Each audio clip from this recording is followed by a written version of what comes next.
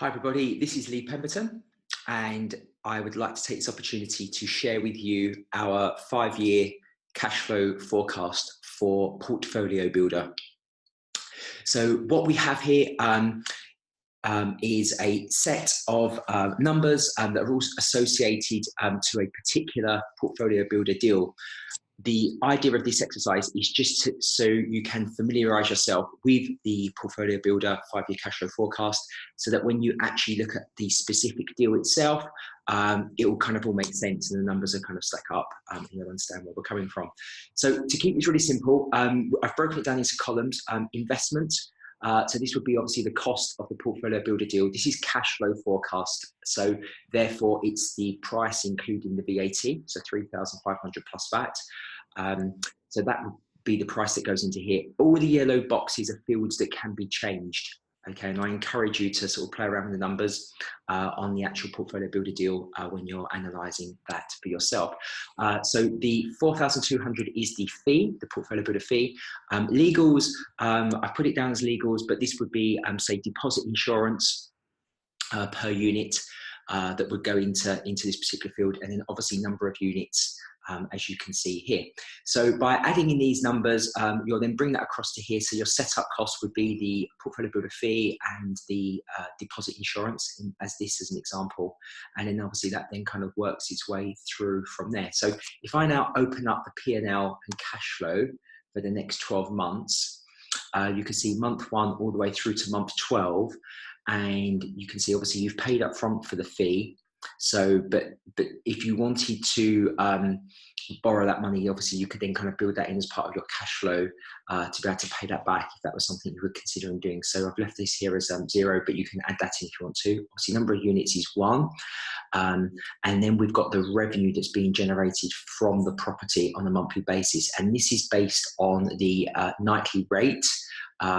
So month 1 being £140, and then that would work its way through over time as the brand starts to establish itself. And seasonality would kick in, then the rates obviously would go up. Obviously that would change depending on what month you were taking the property on. So let's just assume this was month 1 was January, and then by the time you get through to kind of May, June, obviously we're kind of like into peak season. You could obviously take July and August into that, take that to 180 as well. And then it will sort of drop back down again towards the end of the year. So you can change that accordingly. And then this is your occupancy rates, which starts off at 70% and then goes up to 75, 80, 85% as a peak within year 1.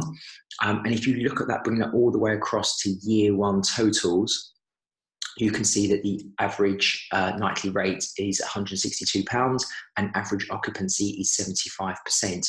So what you need to look at is what the occupancy levels would be within the particular area. And obviously that's one of the analysis that we would be doing with Portfolio Builder. But for you to check that for yourself, I would recommend that you can look at this. You can see this information on booking.com, or you can Google search the English Tourist Board and ask for occupancy levels within your particular area where you're looking for your particular deal. And the same with the nightly rates. I'd recommend that you compare prices on, say, 5 competitor sets. So that would be hotels and service departments within the particular area that you're looking, to give you your average nightly rates, which would be the figure that you would put into here. So these are averages, and this is obviously a forecast. This isn't actual figures. These are forecasted figures, okay, to help you assess the deal. So looking from month 1 to month 12, and you can see obviously what the revenues would be and the average occupancy, and you can see here what the total of that would be. Then if we look over here on the left-hand side, we've got a fixed cost, so we can open this up, and then we can see obviously what the rent would be. So this obviously is a figure, again, you're going to change. This would be the monthly rental that you'll be paying to the landlord, and that figure would be a fixed cost that would go in every month, all the way through to 12 months. And then you can see the furniture would be hired in, which is what I recommend to do. In this example, it'd be a 2-bedroom at £140 per month. But again, these are not actual figures. These are figures that you'd have to obviously change depending on the deal. And then we drop down from there, and then we can open up and we can see utilities. So you can see obviously your council tax, water, gas, electric, Wi-Fi, TV license. Where we have blocks of apartments, we typically try to place 1 or 2 routers in the building, and then we would have like hotspots coming off from there, as in like booster hotspots. So the price would be sort of spread between the different operators within the building. So hence why this is coming out at sort of £10 per unit. It'd be based on those lines, and obviously you've got your council tax and various other costs from there.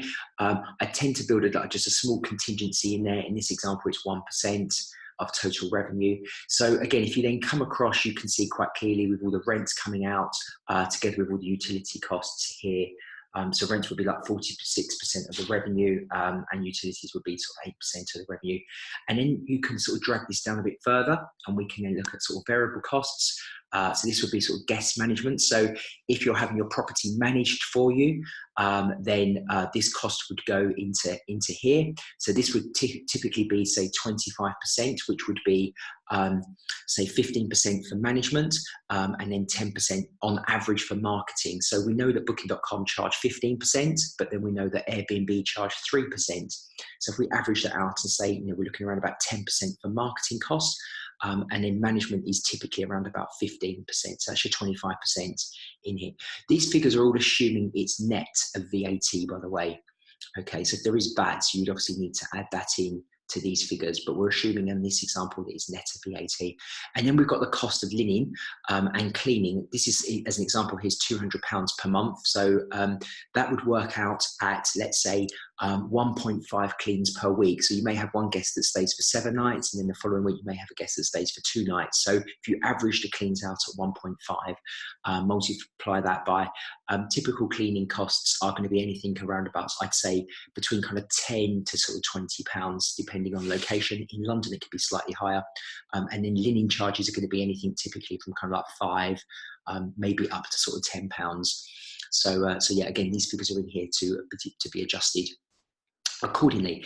And then just scrolling down a little bit further, you can then add into here, if you wanted to, admin costs, directors' fees, or anything like that at all that you want to kind of bring into it. So I'm just going to close that down just for now.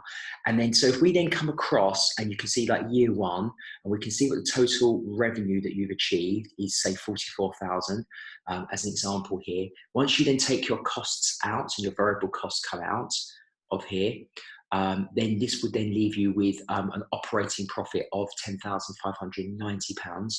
Okay, so that would be a profit before tax of £10,590. Okay, which is a 23% profit, if you like, net profit. And as far as a return on investment, okay, so you've invested 4,500 upfront, which is this cost here. That will give you a return on investment of like 2.4 times your investment that you've put in. So that basically means that you've got your money back, and obviously you've made a decent profit there at the same time. And then as far as the cash flow is concerned, so you can see the profit, and then you can see your cash flow, and you can see how this works out on a monthly basis, your cash flow, to see kind of where you're going to be hitting, what sort of numbers are going to be from a cash flow perspective. So you can plan your cash flow then in line with the figures as you go forward from there. So the idea being is that this is a forecast. These are not actual figures, but it gives you a good understanding to the business as a whole. And if you wanted then to use this as actual figures, you can put the actuals in as you go through from month 1 to month 12, which is what I really encourage you to do. So if I just close that window down, then just moving across, you can then look at different scenarios and you can play around with this a bit yourself. So we're assuming here that year 1 is daily rate, average nightly rate is £162 and occupancy is 75%. But if you wanted to change that, you could change that figure there to see what it looks like if you were able to achieve maybe slightly higher, or if you wanted to stress test it more and bring the kind of nightly rates down and the occupancy level down. You can change those figures in the yellow boxes here, and obviously that would then change all the way down onto the bottom line for you here. So you can see exactly here at the bottom in this figure here, if you was to change these figures up here, you can stress test and see exactly what you need to be bringing in to obviously make sure that you at least break even on the property. So that's quite a nice model to be able to use. And then from there, you can then take that figure. In this example, we've taken the figure from year one, and you can use it as a baseline figure and say, right, okay, if we can achieve this in year one, so £162 a night and 75% occupancy, and we're assuming that all the other costs are in there at the same, then you can then look at the growth for the next 5 years here. So you can say, well, actually, if we increase the growth by 2% per year, per annum, over the next 5 years or over the next 4 years, then obviously you can see the sort of figures that you're then able to achieve. So we can open this up. I'm going to close that one down, and we can open this up, and we can then see for ourselves the 5-year cash flow forecast, and see what those figures look like. From there, from year 1, year 2, 3, 4, and 5, all the way through, like so. So then you can then see exactly what, from there, you can see exactly what you're making year on year, but with a 2% increase in growth. And that's quite nice to be able to see. Just open that up so you can see that for yourself. So that kind of brings it all the way through. So when you look at sort of year 1, year 2, you can see what growth, what you're able to achieve on the bottom line by a very small increase in your growth. What we've also done here is, sorry, just skip that bit, but we've also put in the costs as well. So we're saying that the fixed cost would increase by 2%, but our variable cost might increase, say, by 5%, as an example. I've been very over conservative with that. So again, you can change the annual growth costs as well as the sales, the revenue coming in. But then if you kind of then just finally just take that all the way forward and then look at that as a total here, with those growth figures, you can then see exactly what the total investment is over the 5-year period. So you can see the total revenue you're going to bring in over the 5 years, exactly what your costs are going out, and then you can see exactly what your operating profit is over the 5 years. So in this example, it would be a 25% operating profit there, which would give you a 13.4% return on your initial investment that you put in. So you got your money back and you've got a 13.4% return, which is quite nice. And obviously it's giving you a net cash flow of £60,000 over the 5-year period. So I hope that makes sense. This is here for you. It's a model for you to be able to play around with and really stress test the apartments that are available to you through Portfolio Builder. And I hope that makes sense. And please, now I'd love you to be able to kind of look at your own Portfolio Builder 5-year cash flow forecast and stress test that to really give you that reassurance that what you're going to be investing in absolutely makes sense. So thank you for listening.